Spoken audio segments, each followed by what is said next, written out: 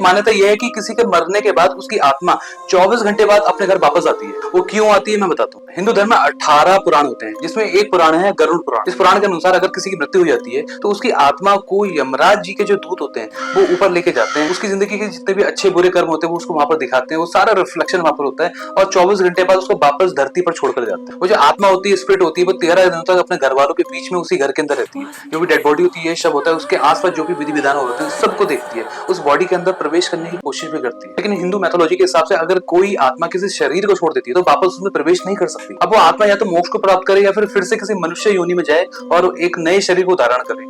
इसलिए 13वीं की जाती है। और उन 13 दिनों के अंदर जो स्टार्टिंग के 10 दिन होते हैं उसमें जो विधि विधान होते हैं उसमें उसका जो शरीर मिलने वाला होता है, उस शरीर के अंग बनते हैं, बॉडी पार्ट्स बनते हैं। वो 11वें और 12वें दिन का जो पिंडदान होता है उससे शरीर का स्ट्रक्चर बनता है। और बताते हैं कि यमलोक की यात्रा जो है 1 साल की होती है और 13 दिन का जो पिंडदान होता है उसकी 1 साल की यात्रा के भोजन का काम करता है। अब कहते हैं जिसका पिंडदान अच्छे तरीके से नहीं होता उसको यमदूत यमलोक तक घसीट कर लेकर जाते हैं। और जो पिंडदान किया गया है वो किसी भी कर्जे के पैसे से बिल्कुल भी नहीं करना चाहिए। ये सब कुछ लिखा है गरुड़ पुराण के अंदर। अब आपका क्या कहना है कमेंट बॉक्स में बताइए।